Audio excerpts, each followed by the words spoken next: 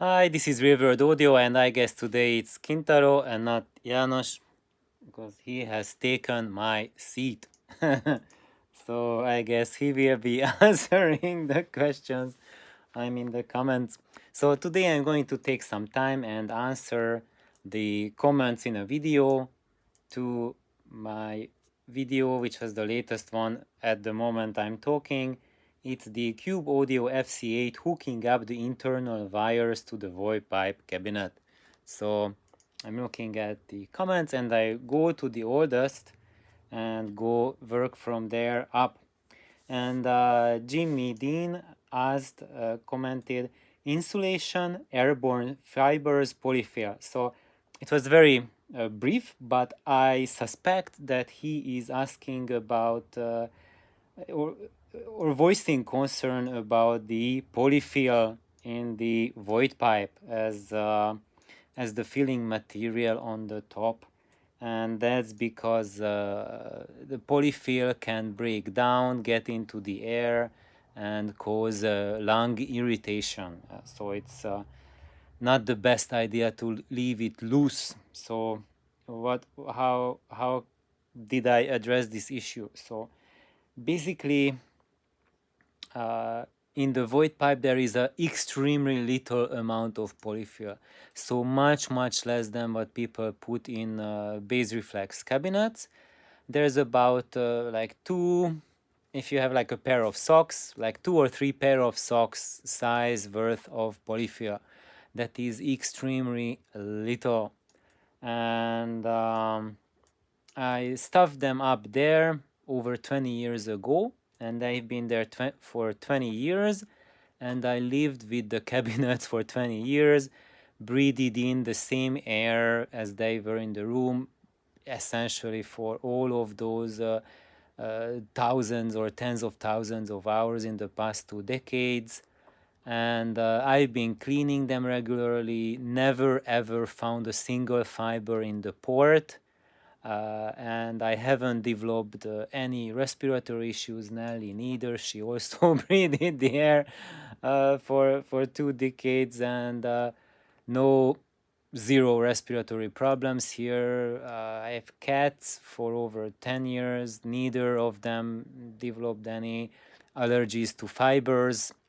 So I am not concerned with it, and especially because in the void pipe it's not a high pressure system like a base reflex cabinet, because in a base reflex cabinet, when you have that sealed or ported design, and there is very high pressure building up, and that high pressure is leaving and going back through a very tiny port.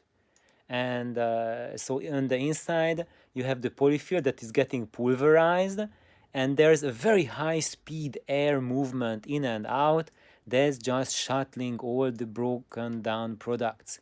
However, here in the void pipe there is no high pressure low pressure system. The pressure in the cabinet is virtually the same as in your air in the room, and so there is no pressurization, so the polyfill doesn't get contracted and expanded to an extreme degree like in a base reflex cabinet. They essentially just are subject to very fine vibrations and negligible pressure changes. So the fiber itself is not breaking down, and now that I inspected them 20 years ago, the fibers, the structure looks pretty much as intact as I put them 20 years ago. It looks like brand new polyfill. So for this concern as applying polyfill in a void pipe, I have absolutely zero concern. Um, but if someone does, or if you have extreme allergies, extreme respiratory allergies, then I would suggest to use wool or sheepskin to put in instead of the polyfill. That's a nice alternative. So thank you, Jimmy, for the question. And then the next question was Tex's question, and he's saying it's a great design. I'd like to hear your opinions on.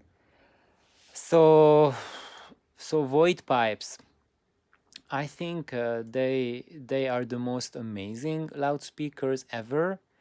They they are one of the first loudspeaker designs ever, and created in the early 1930s. So we are talking about 90 years of past. So they've been. Oh, sorry, I'm blocking off Kintaro. Now you see him. Just there he is. So we have seen Void pipes been around for 90 years, and they are basically one of the forefathers of all of the cabinets that we have today. And they have the tremendous advantage that I've been just reminded of listening to them with the cube audio drivers in it, that they absolutely disappear. So they are that type of cabinet that are cabinetless sound, and that's because there's no box. So it's a wedge, and because of wedge there's no single dominant resonant frequency. You are getting as open sound as an open baffle, and I haven't heard any other cabinet sound that box free as a void pipe. So if you want that sort of experience as an open baffle gives, but you want it in a cabinet, then void pipe is really something very much worth to explore. And just a few more words about void pipes is that for them to make them work, you need height for them. You need the length of the pipe, and it needs to be about as tall as you are as a human being. So you need that 5-6 foot height for a void pipe. You can truncate it a little bit. So we will look into how cube audio void pipe is designed, and it's a little bit shorter than that. It's 1.35 meters tall, but they did something interesting with it, and I will tell you why that will work. However, that's pretty much the shortest version you can build, like about meter 0.3, meter 0.4, and if you go taller than that, that's when you will get a void pipe that has a good bass response as well, because if you make it too short, you will lose bass response. And in addition, for a void pipe to have the nice full range bass extension, you need a room that has length. So that has at least like 15 feet length, like 5 meters or so. And with that, you will have very nice deep bass. If you shorten the room, you are losing the bass response. And they are very finicky for room placement. So you will need to play around placing them. They have absolute zero compromise to put them in the wrong position. You can actually, and nothing wrong will happen. But when you position them perfectly, it's going to be like you are jumping 4 or 5 categories in loudspeaker quality. It will be just so hyper massive that you will be blinking and not believe it's the same loudspeaker.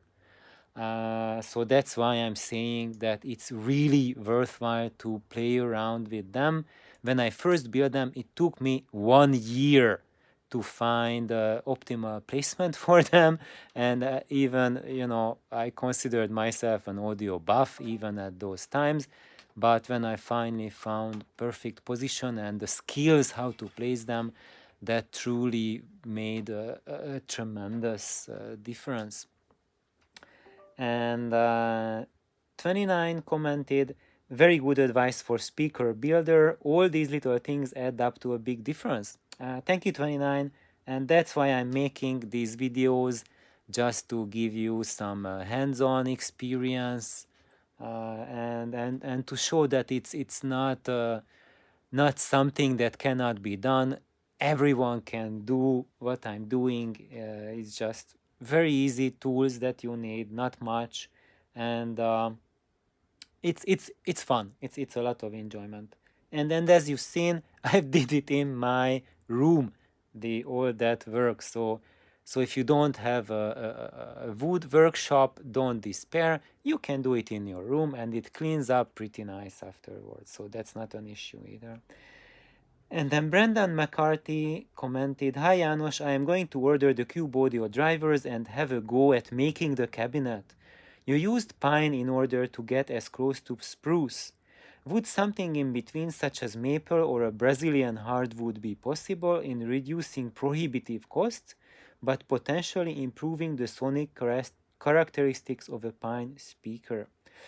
Um, this is an easy and a hard question at the same time, because I chose pine because spruce is in the pine family. So spruce is a kind of pine. It is a lighter and a stronger version of the regular pine. And also, just saying that choosing spruce pine, that in itself is not enough, because you have to choose wood that has nice long grains and lots of grains running next to each other. So if you pick a wood that has very few age rings in it, even if it's spruce, it will not work well. It needs to be loads of age rings. So if you find pine wood that has dense age rings in it, that will work almost as well as spruce does. And and both of them, both pine and spruce, have the unique ability to resonate at the widest frequency bandwidth. Any other wood type, including very high quality woods such as like a Brazilian plywood, hardwood, sorry, or maple or cherry wood or any other, have narrower frequency range where they resonate than either spruce or pine. So you are going to give a stronger voicing to the loudspeakers if you choose other woods. And I would say for the choice is look at different types of woods. You can look at maple and other hardwoods if you would like, and pine as well, and make your key consideration to see how dense the wood is. When you look at the grain, how even the grain structure is, how dense the grain structure is, and find that wood, get that wood which has the densest grain structure. And the way I chose my wood for speaker is to pick it up, hold it very, very lightly with one hand, and with the other, knuckle, rap on the wood, and listen for the sound that it makes. If that reminds you of a music instrument, it reminds me, it gives you a clean, sharp note, but beautiful and with body, with speed, and the sound is sharp. It has attack, and it doesn't linger. There might be harmonics lingering, but no softness, no blur, no mushiness to it. Then that's how you know you have found the correct wood for your loudspeaker. And when I was choosing the pine wood for my Voigt pipes, it took me several months to find the wood for it. So Nelly can remember that we've been going to Home Depot like every weekend, and I've been like knuckle testing all the wood that they had in stock, and and it took me like several months until I found wood that I was happy with it, and they sounded really nice. And also, not just that, but also look at the wood if it looks aged and dry. That's the wood for you. If it's like very, very wet and feels like it's been just recently cut, and they cut it during the summer when the tree is full of sap and you see the sap coming out, that's a no-no. So don't buy that wood, because that's going to dry up on you, and it's going to attract termites and all kinds of little critters that will eat up the wood. Try to find a wood that is already dried up and looks lighter, so it's not wet and moist and soggy, because when you build a cabinet from that, as it dries, it shrinks, it warps, you'll have problems with it. So, and Brandon had one more question. Would the 10-inch driver be worth considering? And my answer to that is yes. And for a bigger driver, you would need a bigger cabinet volume. But the benefit of the bigger driver diameter is that you will have a fuller and richer mid base. So a smaller driver always sounds leaner compared to a big one, but the smaller driver also sounds faster. So if you want ultimate speed, go for the 8-inch, and if you want mid-bass riches, then go for the 10-inch. But of course, they are comparable to each other, so one versus the other. Text, one more question. How do you know how high or low on the pipe to mount the speaker? So basically, I mounted them roughly halfway on the pipe, and where exactly I think it does not truly matter where exactly they are. Your most important consideration is to put it at a height that's close to your ears level when you are sitting on a chair, and also to be able to fit in the driver basket in the cabinet. So you can't mount it high enough where the driver doesn't fit in anymore. And you have seen, probably we have all seen examples where they put additional baffle on the front for such cases to be able to fit the drivers in. I do not like those solutions. There is a baffle step that you are adding compared to the main baffle, and that makes the visor cone aberrations sound much worse. And so I would not go for it. I will make a separate episode on giving you the exact measurements of the Voigt pipe that I've built. I have to remeasure it again, because the original measurements, original plans, I lost them. I had several computer crashes since I built them, and the original plans are gone. So I have to just remeasure it for you. Second part to the question, also, why are you using 4 wires and 1 wire? Please illustrate. So the reason for that is that when you use 1 wire for hot and neutral, so basically the positive and ground, then you get a balanced sound. And when you multiply, you use a thicker gauge or multiple runs on your ground, then you increase the relative amount of base energy that your driver will put out. Now, if you multiply the runs on the positive, then you will increase the high frequency energies that the driver puts out. And in the case of the Voigt pipes, what you want to do is they can use a little bit of helping to help with increasing the quantity of the base energy. And so what I was doing, I used the Kimber TCX wire, which is gauge 15 copper wire. It is multiple runs of different gauges of wire inside with a total gauge of 15. And using 4 runs, that gives a total gauge of 9. And that gave a monstrous increase in the low frequency energy produced by the Voigt pipe cabinet. So basically, if you are using 2 skinny runs inside the cabinet, then there will be still low frequency extension, but the level of the base energy will be really, really down, very low. And when you use multiple runs, like you really boost up the gauge on the ground, then the amount of that base energy compared to the mid-range and high frequencies, it goes up and it becomes much more balanced for a Voigt pipe. In a regular bass reflex cabinet, I would say if you want more bass, double the gauge on the internal wiring or even on your speaker cable on the ground to get more bass. There, if you go 4 times the gauge for the ground, you will get an imbalance and you will have a lot of bass, and in the mid-range it will feel that you have a lack of energy. So there I would use a 1:2 ratio. For the Voigt pipe, the 4:1 ratio is really, really good. And Hoops commented, there's no benefit of having multiple wires and cause issues.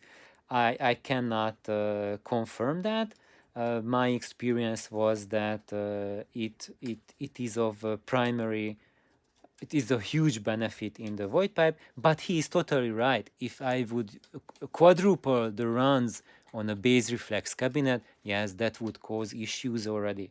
So basically, he is right when you look at generic cabinets, but in the case of Voigt pipe, there are no issues. And as you noticed, I added zip ties around the end of the 4 runs, and that is to prevent resonances, prevent mechanical resonances, because that's one issue where multiple runs can cause problems if they start resonating and flapping in the breeze all their own. So now that they have that nice zip tie around them, that just prevents them from resonating at their separate frequencies.